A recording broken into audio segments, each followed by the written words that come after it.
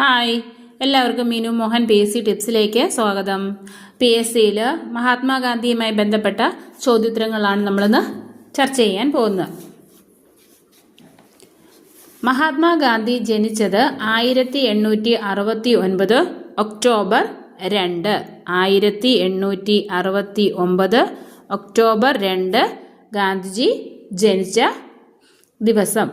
ഗാന്ധിജി ഗുജറാത്തിലെ പോർബന്തറിൽ ജനിച്ചു. ഗുജറാത്തിലെ പോർബന്തറിലാണ് ഗാന്ധിജി ജനിച്ചത്. മഹാത്മാഗാന്ധിയുടെ പിതാവിൻ്റെ പേര് ദിവാൻ കരംചന്ദ്. ദിവാൻ കരംചന്ദ്. മഹാത്മാഗാന്ധിയുടെ മാതാവിൻ്റെ പേര് പുത്ലിബായ്. പുത്ലിബായ്. മഹാത്മാഗാന്ധിയുടെ പത്നിയുടെ പേര് കസ്തൂർബ ഗാന്ധി.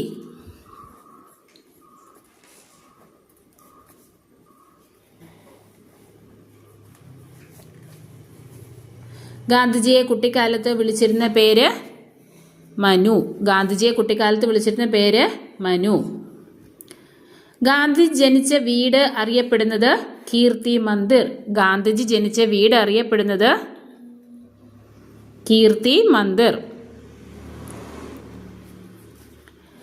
ഗാന്ധിജി നിയമം പഠിക്കാൻ ലണ്ടനിൽ പോയത്. ഗാന്ധിജി നിയമം പഠിക്കാൻ ലണ്ടനിൽ പോയത് 1888.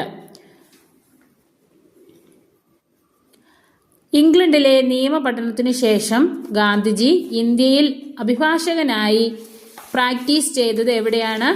ഇംഗ്ലണ്ടിലെ നിയമ പഠനത്തിന് ശേഷം ഇന്ത്യയിൽ അഭിഭാഷകനായി ഗാന്ധിജി പ്രാക്ടീസ് ചെയ്തത് രാജ്കോട്ട്, ബോംബെ. രാജ്കോട്ട്, ബോംബെയിലാണ് ഗാന്ധിജി നിയമ പഠനത്തിന് ശേഷം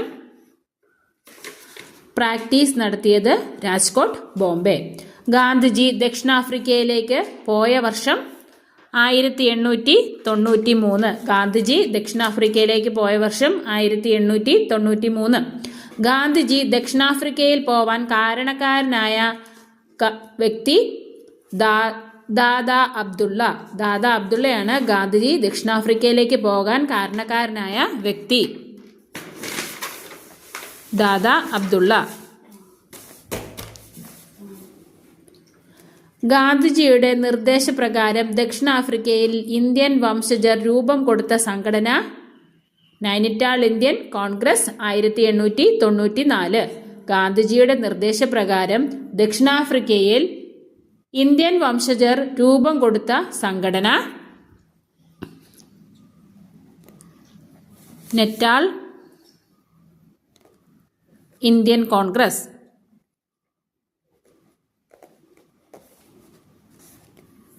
1894.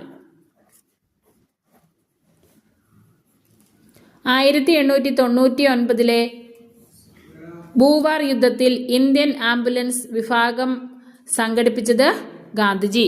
1899 ഭൂവാർ യുദ്ധത്തിൽ ഇന്ത്യൻ ആംബുലൻസ് വിഭാഗം സംഘടിപ്പിച്ചത് ഗാന്ധിജി.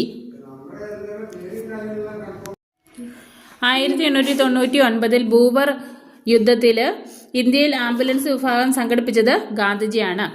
ഗാന്ധിജി ദക്ഷിണാഫ്രിക്കയിൽ ആരംഭിച്ച പത്രമാണ് young India, Indian opinion. Gandhiji ദക്ഷിണാഫ്രിക്കയിൽ ആരംഭിച്ച പത്രമാണ് ഇന്ത്യൻ ഒപ്പീനിയൻ. ഇന്ത്യൻ ഒപ്പീനിയൻ എന്ന് പറയുന്ന പത്രമാണ് ഗാന്ധിജി ദക്ഷിണാഫ്രിക്കയിൽ ആരംഭിച്ചത്. ഗാന്ധിജിയുടെ ആദ്യത്തെ സത്യാഗ്രഹം 1906 ദക്ഷിണാഫ്രിക്കയിലാണ്. ഗാന്ധിജിയുടെ ആദ്യത്തെ സത്യാഗ്രഹം എവിടെയാണ്? 1906 ദക്ഷിണാഫ്രിക്കയിലാണ്. ഗാന്ധിജിയുടെ ആദ്യത്തെ സത്യാഗ്രഹം എന്തിനെതിരെ ആയിരുന്നു? ട്രാൻസ്വാളിലെ ഇന്ത്യക്കാർക്കു വേണ്ടി ഏഷ്യാറ്റിക് ഓർഡിനൻസിനെതിരായിട്ടാണ് ഗാന്ധിജി ആദ്യമായി സത്യാഗ്രഹം ദക്ഷിണാഫ്രിക്കയിൽ നടത്തിയത്. ഗാന്ധിജിയുടെ ആദ്യത്തെ സത്യാഗ്രഹം എന്തിനു വേണ്ടിയായിരുന്നു? ട്രാൻസ്വാളിലെ ഇന്ത്യക്കാർക്കു വേണ്ടി ഏഷ്യാറ്റിക് ഓർഡിനൻസിനെതിരെ ആയിരുന്നു. ദക്ഷിണാഫ്രിക്കയിൽ വെച്ച് വർണ്ണ വിവേചനത്തിന്റെ പേരിൽ ഗാന്ധിജിയെ ഇറക്കിവിട്ട railway station Pietermaritzburg railway station. Pietermaritzburg railway സ്റ്റേഷനിലാണ് ഗാന്ധിജിയെ വർണ്ണവിവേചനത്തിന്റെ പേരിൽ ആദ്യമായി ഇറക്കിവിട്ടത്. ഗാന്ധിജി ജോഹന്നാസ്ബർഗിൽ സ്ഥാപിച്ച ആശ്രമം ടോൾസ്റ്റോയി ഫാം. ടോൾസ്റ്റോയി ഫാമാണ് ഗാന്ധിജി ജോഹന്നാസ്ബർഗിൽ സ്ഥാപിച്ച ആശ്രമം. ഗാന്ധിജി ഡർബാനിൽ സ്ഥാപിച്ച ആശ്രമം ഫിനിക്സ് സെറ്റിൽമെന്റ്. ഗാന്ധിജി ഡർബാനിൽ ഒരാശ്രമം സ്ഥാപിച്ചു. ഡർബാനിൽ സ്ഥാപിച്ച ആശ്രമം ഏതാണ്? Phoenix settlement. ഗാന്ധിജി ബ്രഹ്മചര്യം ജീവിതവ്രതമായി സ്വീകരിച്ചത് 1906. ബ്രഹ്മചര്യം വ്രതമായി സ്വീകരിച്ചത് 1906 പ്രവാസി ജീവിതം അവസാനിപ്പിച്ച് ഗാന്ധിജി ഇന്ത്യയിൽ തിരിച്ചെത്തിയത് 1915 ജനുവരി 9. 1915 ജനുവരി 9 ഗാന്ധിജി പ്രവാസി ജീവിതം അവസാനിപ്പിച്ച് ഇന്ത്യയിലെത്തിയത്. ഈ ദിവസത്തെ ഓർമ്മയ്ക്കായി 2023 മുതൽ ജനുവരി 9 വരെ പ്രവാസി ദിനമായി ആചരിക്കുന്നു. എന്നു മുതൽ എന്ന് വരെയാണ് പ്രവാസി ദിനം ആചരിക്കുന്നത്? 2023 മുതൽ ജനുവരി 29 വരെ പ്രവാസി ദിനമായി ആചരിക്കുന്നു. ഗാന്ധിജി സബർമതി ആശ്രമം സ്ഥാപിച്ചത് 1915. ഗാന്ധിജി സബർമതി ആശ്രമം സ്ഥാപിച്ചത് 1915. ഗാന്ധിജി സബർമതി ആശ്രമം സ്ഥാപിച്ചത് എവിടെയാണ്? അഹമ്മദാബാദിലാണ് സ്ഥാപിച്ചത്. സബർമതി ആശ്രമം സ്ഥാപിച്ചത് അഹമ്മദാബാദിലാണ്.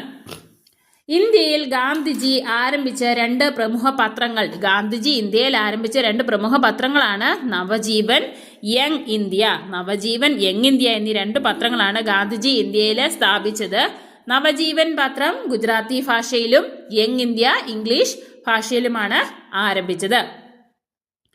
ഇത് എൻ്റെ അമ്മയാണെന്ന് ഗാന്ധിജി വിശേഷിപ്പിച്ചത് എന്തിനെ? ഇതെന്റെ അമ്മയാണെന്ന് ഗാന്ധിജി വിശേഷിപ്പിച്ചത് എന്തിനെയാണ്? ഭഗവത്ഗീതയാണ് ഗാന്ധിജി ഇതെന്റെ അമ്മയാണെന്ന് വിശേഷിപ്പിച്ചത്. ജനങ്ങളുടെ ആധ്യാത്മിക വിവേചനത്തിന്റെ അധികാര രേഖയായ സ്മൃതി എന്ന് ഗാന്ധിജി വിശേഷിപ്പിച്ചത് എന്തിനെയാണ്? ക്ഷേത്രപ്രവേശന വിളംബരത്തെയാണ് വിശേഷിപ്പിച്ചത്. ജനങ്ങളുടെ ആധ്യാത്മിക വിവേചനത്തിന്റെ അധികാര രേഖയായ സ്മൃതി എന്ന് ഗാന്ധിജി വിശേഷിപ്പിച്ചത് ക്ഷേത്രപ്രവേശന വിളംബരമാണ്. ആധുനിക കാലത്തെ മഹാത്ഭുതമെന്ന് ഗാന്ധിജി വിശേഷിപ്പിച്ചത് ക്ഷേത്രപ്രവേശന വിളംബരം. ആധുനിക കാലത്തെ മഹാത്ഭുതമെന്ന് ഗാന്ധിജി വിശേഷിപ്പിച്ച എന്തിനെയാണ്? ക്ഷേത്രപ്രവേശന വിളംബരം.